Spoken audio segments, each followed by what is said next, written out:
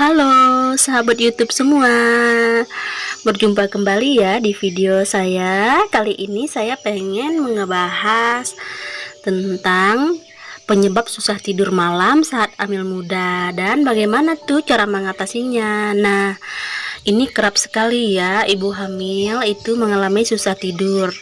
Tetapi biasanya susah tidur ini terjadi pada kehamilan tua. Namun tak jarang juga ibu hamil itu insomnia atau susah tidur tuh di kehamilan muda. Nah, penyebabnya apa? Nah, ini dia.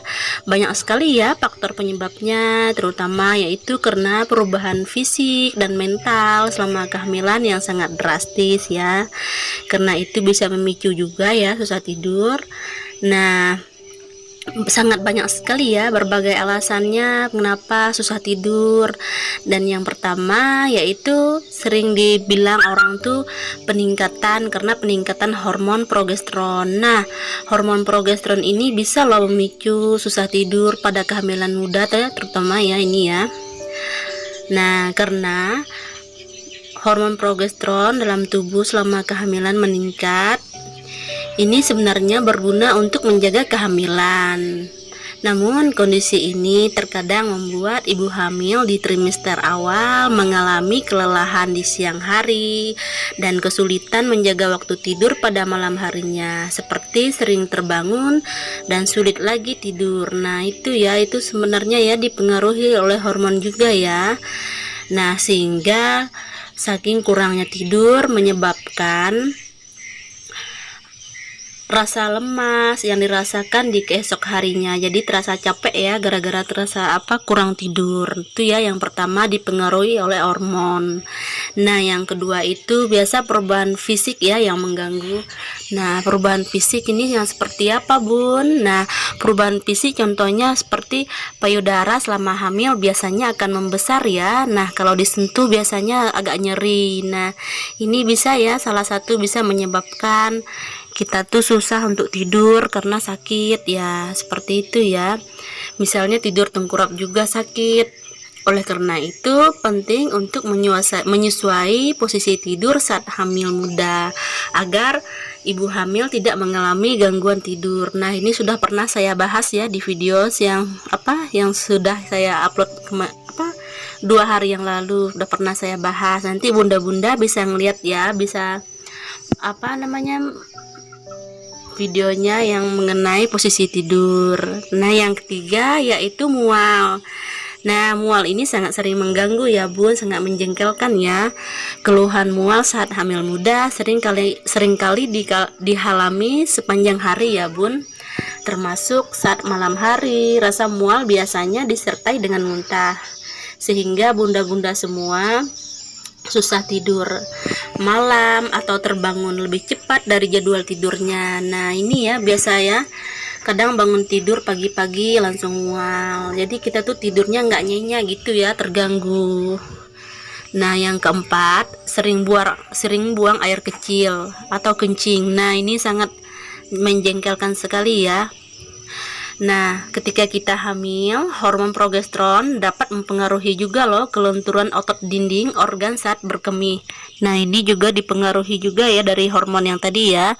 Sehingga ibu hamil sering merasa ingin buang air kecil. Umumnya, ibu hamil akan terbangun untuk buang air kecil lebih dari 1 kali pada hari sehingga pada malam hari ini ya, sehingga waktu tidur malam biasanya terganggu saking seringnya bangun tidur karena rasa pengen kencing, jadinya tidur kita tuh nggak pulas, nggak nyenyak. Nah, selain beragam penyebab di atas, kesulitan tidur juga pada awal kehamilan juga bisa disebabkan oleh kesehatan mental yang terganggu. Ini boleh jadi juga ya, Bun, misalnya rasa cemas akibat memikirkan kehamilan maupun persalinan, bahkan sulit tidur juga dapat diakibatkan oleh depresi. Nah, selain yang di atas juga bisa ya disebabkan oleh hal ini.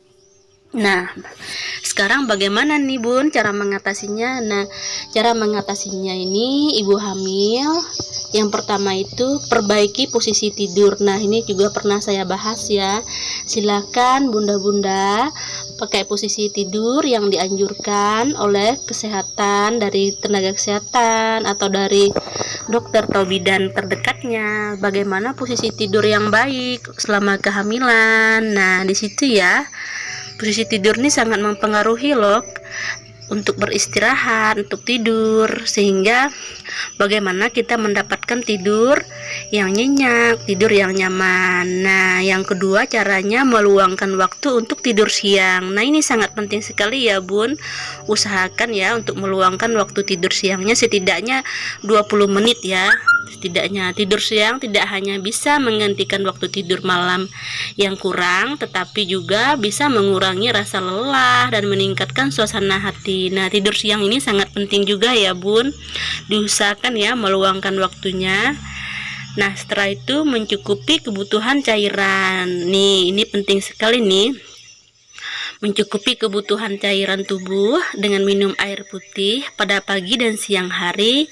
Sebaliknya, batasi minum air putih beberapa jam sebelum waktu tidur malam tiba agar ibu hamil tidak sering terbangun untuk buang air kecil. Nah, ini maksudnya pada malam hari bunda-bunda semua pengen tidur, jadi dibatasi ya minum air putihnya biar tidurnya nggak terganggu. Nah, ketika kita mau tidur malam jangan banyak-banyak minum air putihnya biar tidurnya nanti nggak terasa pengen kencing terus. Nah, gitu ya. Terus seterusnya yaitu memastikan perut sudah kenyang sebelum tidur. Nah, ini penting sekali, harus kenyangnya sebelum tidur. Karena apa? Ibu hamil kan nggak cuman ngasih diri sendiri makan ya, udah ada janinnya. Jadi ada 2 orang yang harus dikasih makan. Jadi terasa lapar. Lapar juga bisa mengganggu tidur loh ibu. Ibu semua jangan meremehkan ya lapar sebelum tidur itu. Dan ibu hamil juga disarankan untuk makan malam 2-3 jam sebelum tidur untuk mencegah asam lambung naik. Nah, 2-3 jam sebelum tidur usahakan makan ya. Bagi yang punya penyakit asam lambung atau penyakit MAH, ini sangat penting sekali untuk mencegah penyakit ini tidak naik, tidak kambuh. Nah, setelah itu menciptakan suasana tidur yang nyaman. Nah, suasana tidur yang nyaman itu seperti apa ya Bunda?